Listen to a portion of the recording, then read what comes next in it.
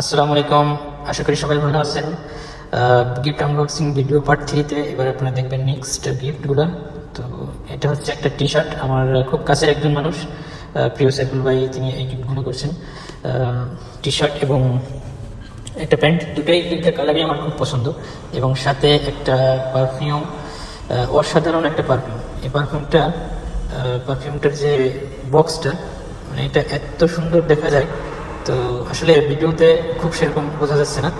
তো অসাধারণ, সব মিলে অনেক সুন্দর একটা পারফিউম।